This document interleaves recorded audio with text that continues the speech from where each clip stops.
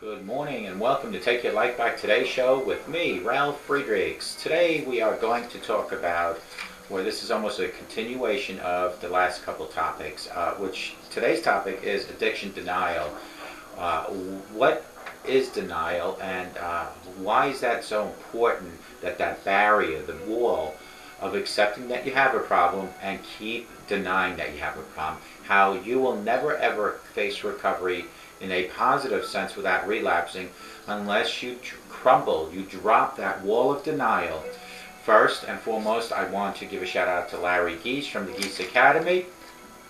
You can reach him at 516-485-2741. That's 516-485-2741. Larry Geese from the Geese Academy. You can go on the website and find him at www.odysseyconsultant.org. That's odysseyconsultant.org. Who is Larry Geese? Larry Geese is he is a life coach and addiction recovery coach with over 30 years experience. He will help you from your addiction into your recovery, the transition. He will walk with you hand in hand, day by day. He, like myself, will never ever look at your past, talk about your past. We are worried about you. That's right, you, today and tomorrow. The rest is history, like they say.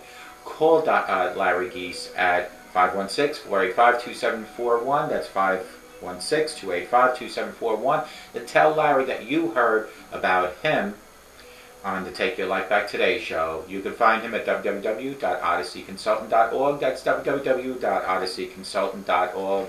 Larry Geese from Geese Academy. GlobalEyeglasses.com, where they are focused on saving you money, and so am I. I will help you place your order on GlobalEyeglasses.com. So many of you in my audience have called me, and I have assisted picking your frame. I have assisted making sure that the lenses that you are interested in are lenses that are suitable for you. Go to www.globaleyeglasses.com. Let them focus on saving you money. Let me help pick the frame you want. Pick maybe progressive lenses with transition or photochromatic. Explain to you what the differences are. Maybe possibly polarization compared to tinted lenses. What are the differences? Let me explain all that to you. I have over 30 years experience in the optometry business. Reach out to me. You can text me at 631-599-0218, and let me help focus saving money with you through GlobalEyeglasses.com. This is a lengthy two-sheeter again. Usually, like I always have, is my dry eraser board, but this is a lot of writing I will do, so I'm going to read it directly, and this comes from the Mayo Clinic. It's titled Addiction Denial. The first step towards overcoming addiction is probably the hardest by far. The first step is admitting you have a problem, and in so many cases, regardless how extreme their addiction problem is, or no matter how much they have suffered and shattered the lives of those who love them, addicts will deny they have a problem. That is addiction denial. Addiction is a fatal, and I repeat, a fatal disease. Left unchecked, alcoholism and drug addiction really have only one conclusion. The addict will die. It's blunt but true. People will literally drink themselves to death, or they will keep using their drug of their choice until their body gives up its basic functions. The disease of addiction is so powerful that the addict's denial wants to prevent any intercession. It's almost like the disease takes on a life of its own, processing the victim, claiming his or her life for its own. That is a fatal disease, folks. Not all users become addicted. Not everybody who uses becomes an addict.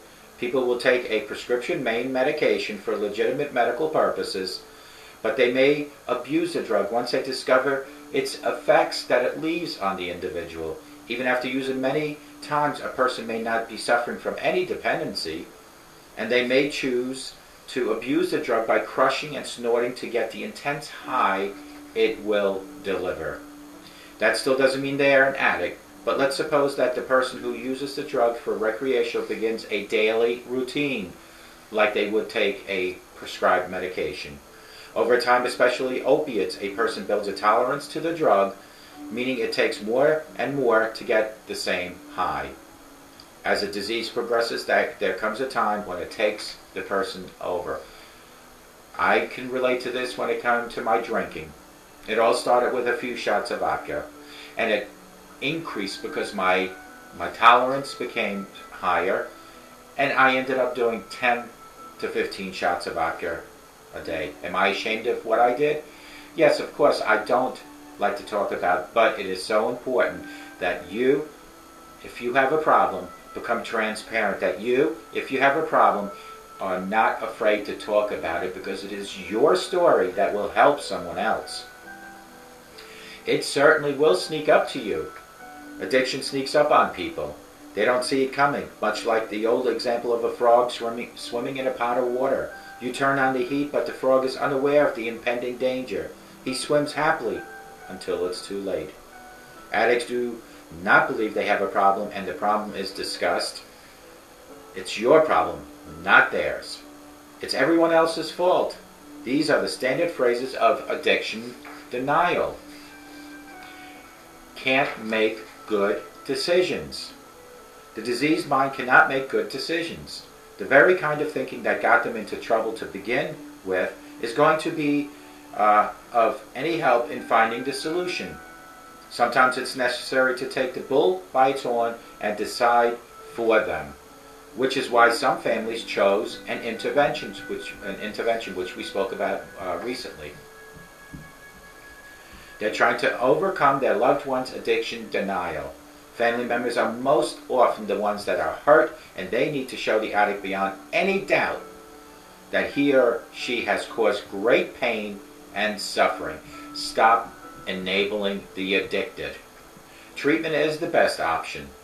Treatment is the first and best option. In a good treatment program, one that tends to the body, mind, and spirit, addicts realize the destruction of denial. The first of the 12 steps states, and I quote, "We admitted that we are powerless over substance, that our lives had become unmanageable," unquote. The powerful statement takes direct aim at denial. Once that hurdle is crossed, the addict can get on with the treatment and recovery. However, that isn't always guaranteed outcome. Some people who enter into treatment programs, even if they agree they are addicts, may not agree with the treatment methods. You need a plan to deal with addiction denial. Families battling the addiction of the loved one need to understand denial and have a plan of how to deal with it. Addiction denial is a terrible encumbrance, but it doesn't have to win. Families need to be persistent, come together, stick together, and have a plan to help the addict get over the first major step in fighting his or her disease. Folks, I thought Matthew 7 through 8 is important for me to read. And finally, remember this. Ask and it will be given to you. Seek and you will find. Knock and the door will open to you. For everyone who asks receives. He who seeks finds. And to him who knocks, the door will be opened. Denial, addiction denial, is such a terrible thing that it's so important that we understand that if it's you that I'm speaking to directly, or it's a loved one or a family member, or both actually, as long as they keep denying, nothing ever will change. If anything, it will get worse, and I'm going to cover this one more time real quick, because the worst scenario will happen to alcoholics and to drug abusers. It's not when, it will happen, because unless the person gets help, they will spiral out of control till death. And to say this, till death do them part. Literally.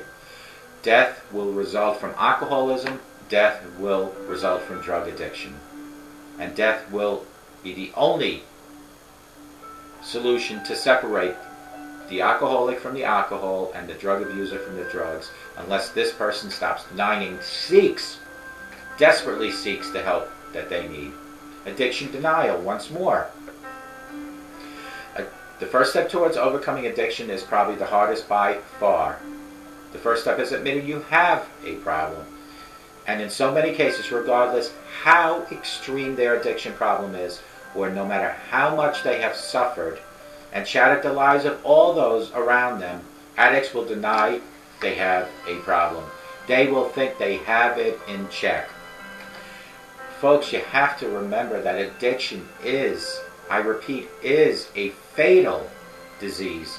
Left unchecked, alcoholism and drug addiction really have only one conclusion: the addict will die.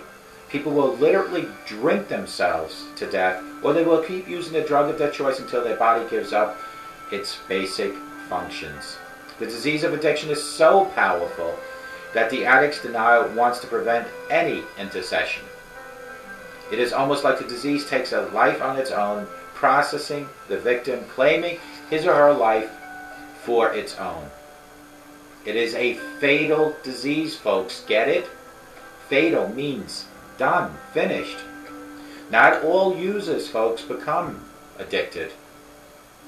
Not everybody who uses becomes an addict. People will take prescription medication for legitimate medical purposes, but they may use the drug once they discover the effects that it leaves on you. Even after using many times, a person may not be suffering from any dependency, and they may choose to abuse the drug by crushing and snorting it to get the intense high that drug delivers. That still doesn't mean they're an addict. But let's suppose that the person uses the drug for recreation and begins a daily routine, repetitiously takes it every day. Over time, especially with opiates, a person builds a tolerance to the drug, meaning it takes more and more to get the same high. As the disease progresses, that there becomes a time when the disease overtakes the individual's life. And it certainly can and will sneak up upon you. Addiction sneaks up on people. They don't see it coming, much like the old example of a frog swimming in a pot of water. You turn on the heat, but the frog is unaware of the impending danger. He swims happily until it's too late. Addicts do not believe they have a problem, and if a problem is discussed, it's your problem, not theirs.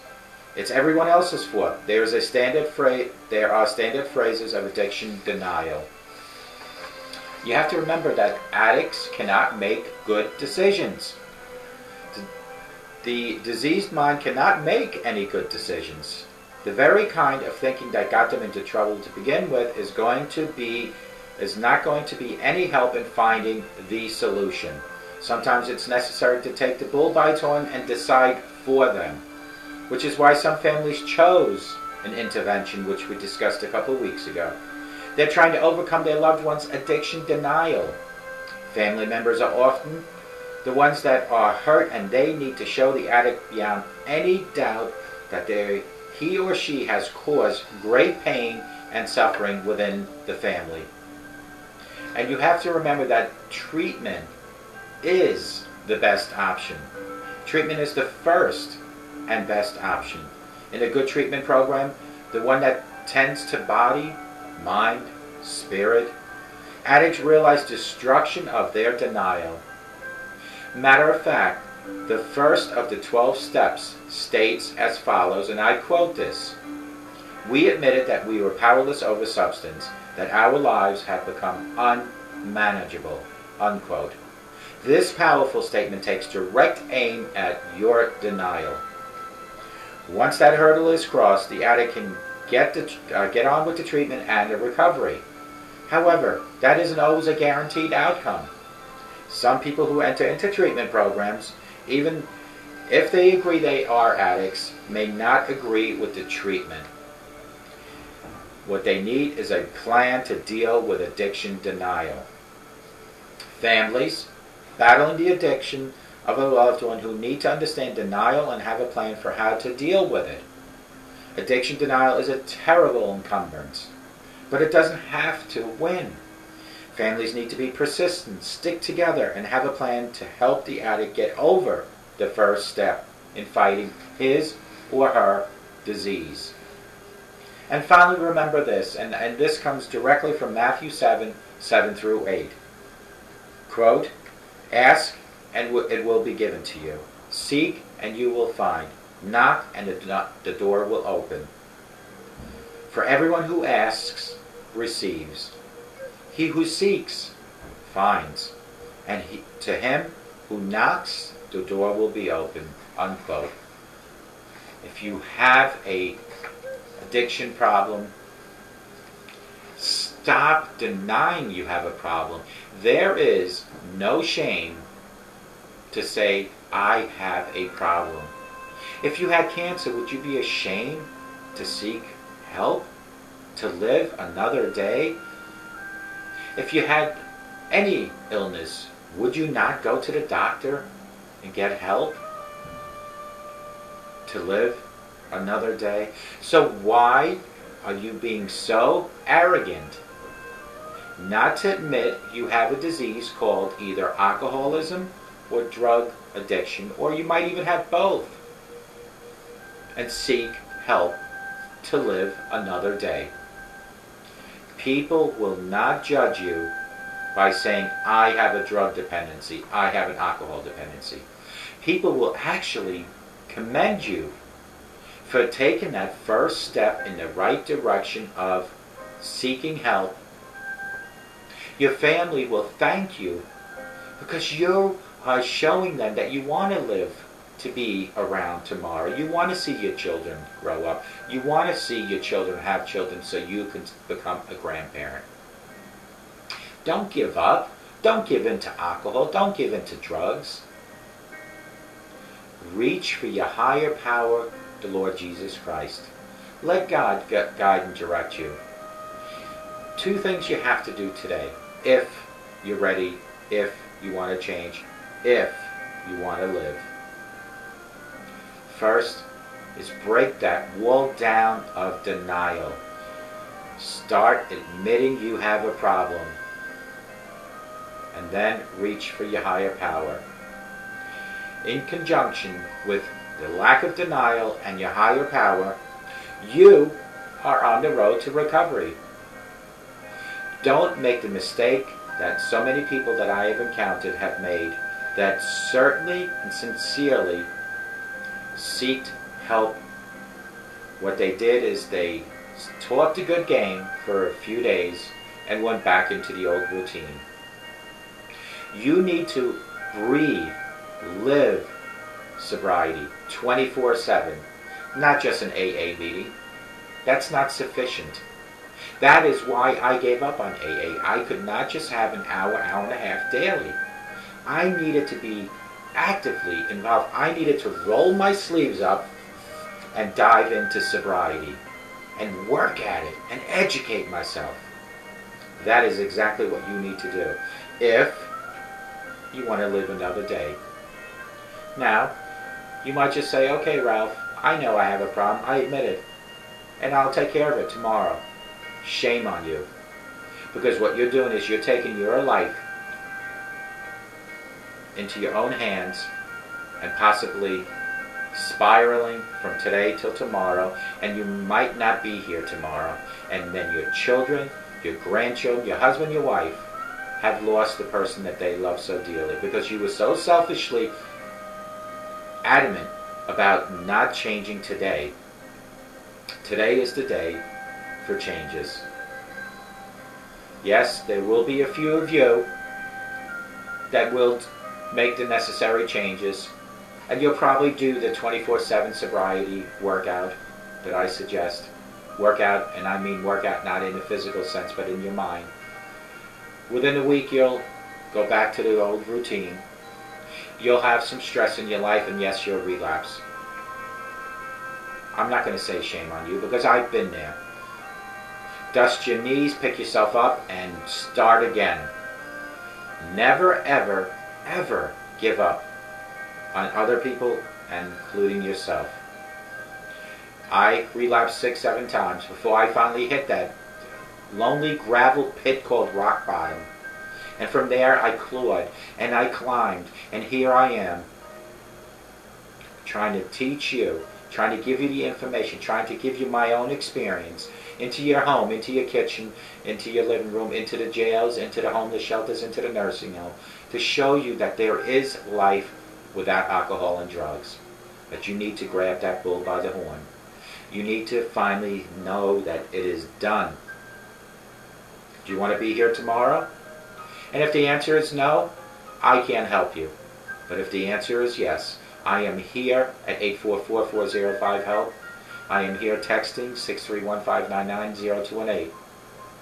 People like myself and Larry Geese from the odysseyconsultant.org at 516-485-2741. That's 516-485-2741. People like Larry Geese from the Geese Academy and myself from the Take Your Life Back Today show are here to lend you the support that you need, to lend you our experiences of life, of recovery, of sobriety, of alcoholism, of drug addiction. But you need to make that first step. You need to make that first step and reach out to us, because we do not know where you are. I beg of you, save your life. Take your life back today. Don't wait till tomorrow. As you and I sit here, you and my audience, me and my camera looking at you, there is someone out there taking their last breath, closing their eyes for the last time. Don't let that become you. Make the necessary changes for a new, better, healthier you. It is time for you to take your life back. Let it be today. Don't wait for tomorrow. Folks, remember that a sober today, I guarantee you, will give you a better tomorrow. If you go by that concept, that you stay sober each and every 24 hours at a time, you are guaranteed tomorrow to be better automatically. That is a given. Because if you stay sober from 6 o'clock this morning till 6 o'clock tomorrow morning, you already have bought yourself another day of a better life, of feeling better, mentally, spiritually, financially. And if you start thinking positive, positive things will happen in your life. You will see positive results. And please, folks, teach your children, your grandchildren, to say no to drugs and alcohol. Please do that. And remember, when I speak of changes in your lives, I am not talking about a change that will happen immediately, because all changes, whether big or small, happen in small steps. You need to work in small steps. That is why AA has 12 steps, because to reach the final destination, you need to take those 12 small steps. The same applies to things in life. All changes happen in small steps. Results will be seen within time. Folks, I hope to God that each and every one in my audience, no matter where you're watching me, has a great day, but more importantly, I pray to the Lord Jesus Christ that you have a sober day. And reach out to me at 844-405-HELP and let me help take your life back. Have a great day.